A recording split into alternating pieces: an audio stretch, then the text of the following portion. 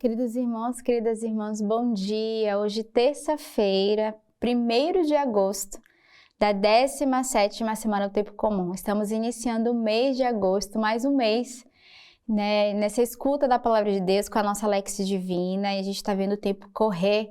Então, corramos também apressadamente, porque um dia desse era Natal, nós já estamos em agosto, então daqui a pouco chegamos ao final do ano. E não podemos deixar que a graça de Deus passe em vão no meio de nós. Inicia-se a Jornada Mundial da Juventude. Essa semana o Papa Francisco vai estar reunido com todos os jovens do mundo inteiro.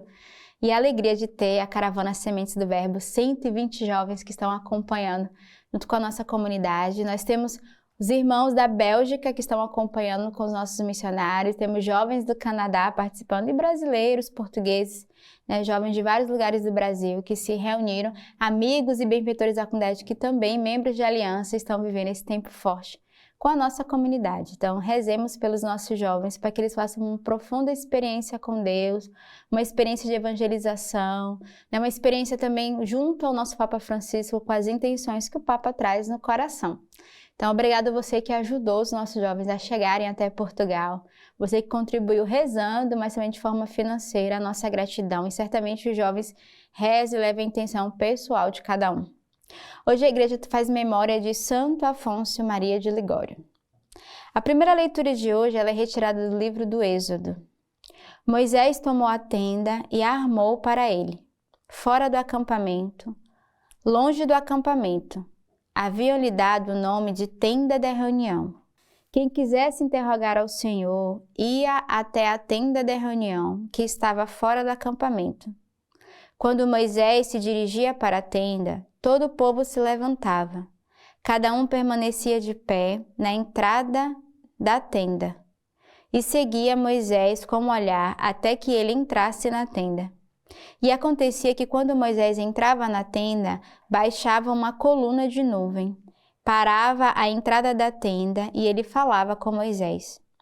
Quando o povo via a coluna de nuvem parada à entrada da tenda, todo o povo se levantava e cada um se prosternava à porta da própria tenda.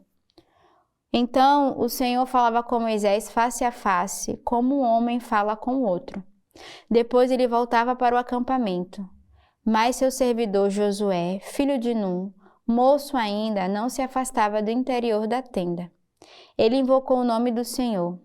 O Senhor passou diante dele e ele exclamou: Senhor, Senhor, Deus de compaixão e de piedade, lento para a cólera e cheio de amor e fidelidade, que guarda o seu amor a milhares, tolera as faltas, a transgressão e o pecado, mas a ninguém deixa impune, e castiga a falta dos pais nos filhos e nos filhos dos seus filhos, até a 3ª e 4ª geração. Imediatamente Moisés caiu de joelho por terra e adorou. Depois ele disse: Senhor, se agora encontrei graça aos teus olhos, segue em nosso meio conosco, mesmo que este povo seja de cerviz dura. Perdoa as nossas faltas e os nossos pecados, e toma-nos por tua herança.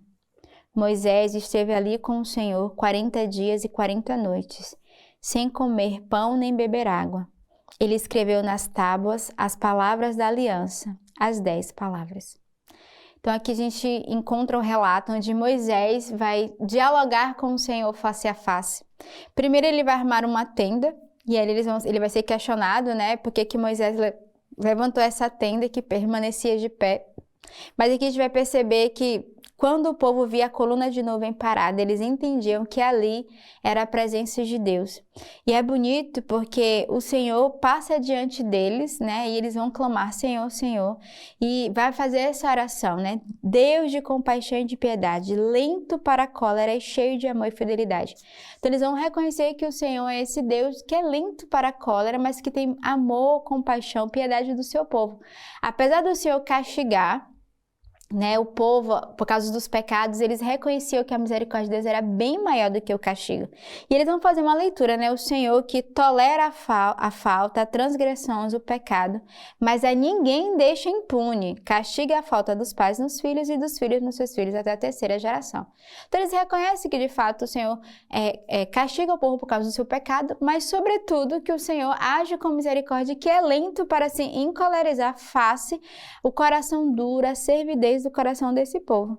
E é bonito porque Moisés vai pedir: Senhor, perdoa as nossas faltas, os nossos pecados e toma-nos por tua herança.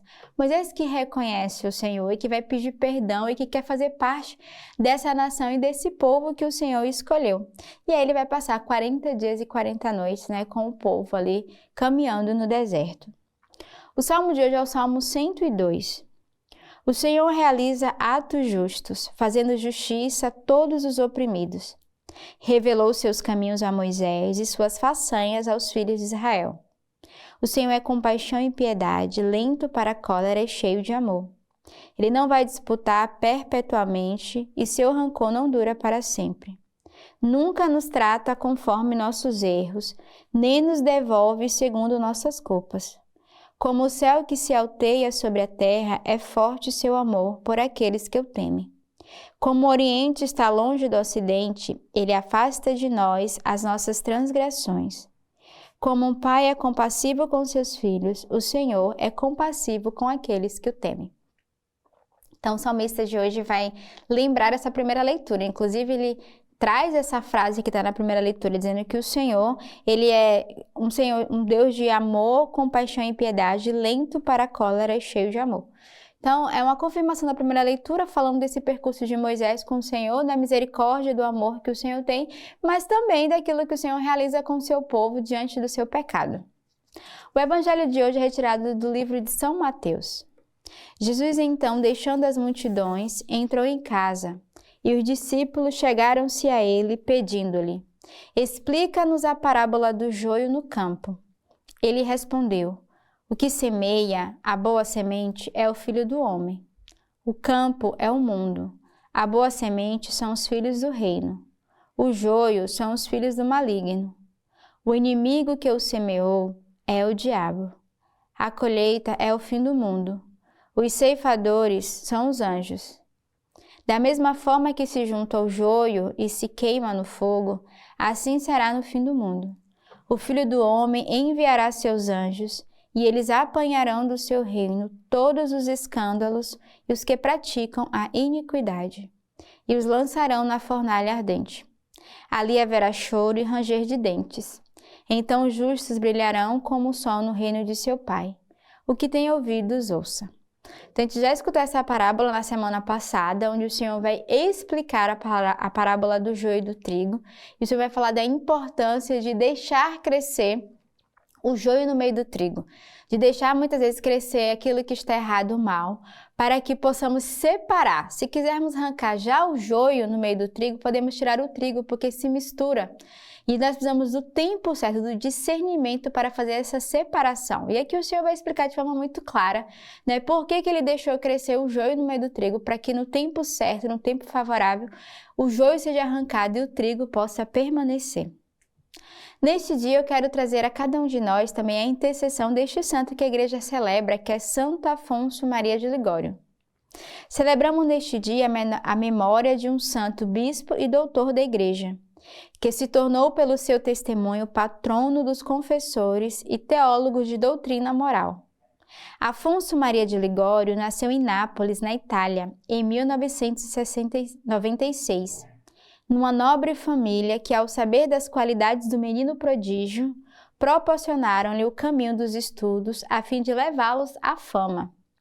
Com 16 anos, doutorou-se em Direito Civil e Eclesiástico, e já se destacava em sua posição social quando se deparou involuntariamente sustentando uma falsidade.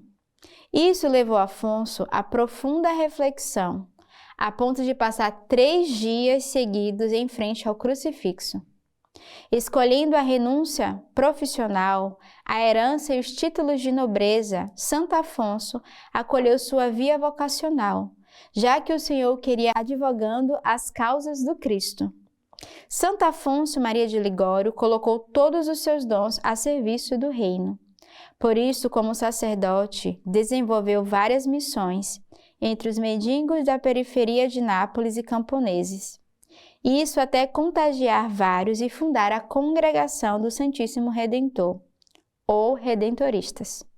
Depois de percorrer várias cidades e vilas do sul da Itália, convertendo pecadores, reformando costumes e santificando as famílias, Santo Afonso, com 60 anos, foi eleito bispo e assim pastoreou com prudência e santidade o povo de Deus, mesmo com a realidade de ter perdido a amizade do Papa e sido expulso da sua fundação.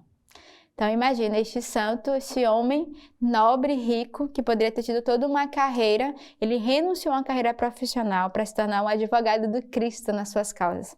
E ele é um intercessor e patrono dos confessores, então rezemos por todos os sacerdotes que trazem esse ministério da confissão, pedindo a intercessão de Santo Afonso.